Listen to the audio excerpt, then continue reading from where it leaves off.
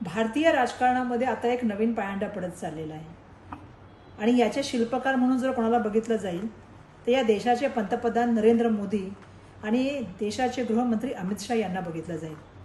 ज्या तऱ्हेने संविधानाची पायमल्ली, लोकशाहीचा खून करण्याचं काम जर करत असेल तर ही दोन मंडळी करत आहेत। एका ठिकाणी सत्तेचा वापर करून ईडी, सीबीआय, इन्कम टॅक्स याचा वापर करून लोकांना घाबरवण्याचं काम चालू आहे। दुसऱ्या ठिकाणी फंड देण्याच्या नावावरून त्या ठिकाणी लोकांना पैशाचं आमिष दाखवले दिलं जात आहे आणि अशा तऱ्हेने मोठ्या प्रमाणामध्ये घोडेबाजार करून लोकप्रतिनिधी, त्यांना लोकप्रतिनिधीचा अर्थ तरी कळतो का, पण लोकप्रतिनिधींची खरेदी आणि विक्रीचा व्यवहार सध्या सुरू आहे आणि हे भारतीय राजकारणाला अभिप्रेत नाही आहे। दुर्दैवाने जी खासदार या ठिकाणी निवडून आलेली आहेत ते कुठल्या एका पक्षाच्या चिन्हावर निवडून आलेले आहेत। नेत्याच्या त्या ठिकाणी जे आहे ते नेत्याचं नाव घेऊन आणि त्याचबरोबर पक्षाची विचारधारा घेऊन निवडून आलेले आहेत आणि ज्या जनतेने त्यांना निवडून दिलेलं आहे त्या जनतेच्या प्रती ही जी मंडळी चाललेली आहेत, हा त्या जनतेचा विश्वासघात करत नाही आहेत का? माझं जनतेला विचारणं आहे, ही तुमची फसवणूक नाही आहे का? आणि ज्या तऱ्हेने ह्या मंडळीचा भाव लावला जातो, कवडीमोल भावाने लोकांना विकत घेण्याचं काम सध्या चालू आहे।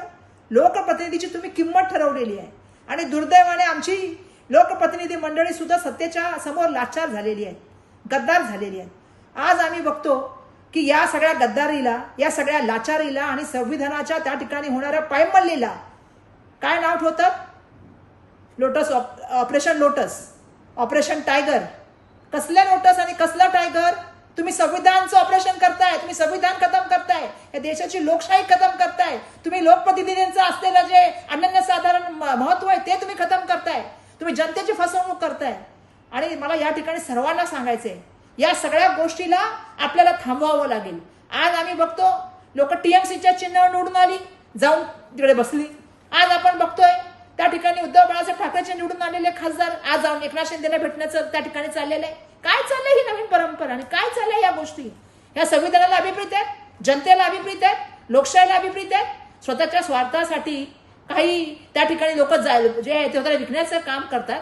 माझं या ठिकाणी सांगणं आहे, अशा लोकांचा उदो भडियाने सुद्धा बंद केला गेला पाहिजे। तुमच्या समोर विषयच काय आहेत? आंबा, हापूस आहे की पायरी आहे, मेलडी? कधी तुम्ही प्रश्न विचारताय की आज किती झाला महिने, आता किती पाऊस लेट होत चाललेला आहे, शेतकऱ्यांची काय अवस्था आहे? लोकांना पाणी प्यायला पाणी नाही आहे, किती ठिकाणी पाण्याची कपात आहे, 7-7 माळे लोक पाणी खालून वर घेऊन चाललेली आहेत। या गोष्टींबद्दल चर्चा करायला तुम्हाला टाइम नाहीये, पण तुम्ही टाइम कशावरती घालताय? ह्या तऱ्हेने एक प्रोपोगंडा निर्माण केलेल्या एका यंत्रणेबद्दल सातत्याने चर्चा सुरू आहे। मला या ठिकाणी सांगायला पाहिजे, ही चर्चा बंद करा आणि त्या ठिकाणी मला जनतेला आवाहन करायचंय, जर आपल्याला सगळ्यांना संविधान वाचवायचं असेल, ही लोकशाही वाचवायची असेल, महाराष्ट्राची प्रगत आणि पुरोगामी प्रतिमा वाचवायची असेल तर आता आपल्या सगळ्यांना एकत्रपणे येऊन लढावं लागेल, अशा लोकांना धडा शिकवावा लागेल आणि ज्या तऱ्हेने ह्या राजकारणाचा उदो चाललाय तो थांबवावा लागेल।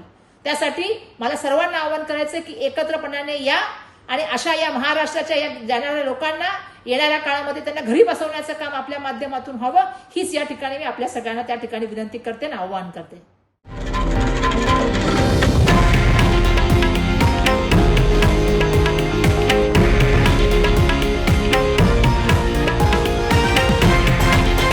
हे आहे देशातील नंबर 1 न्यूज नेटवर्क आणि आपण पाहत आहात TV9 मराठी, एकमेव।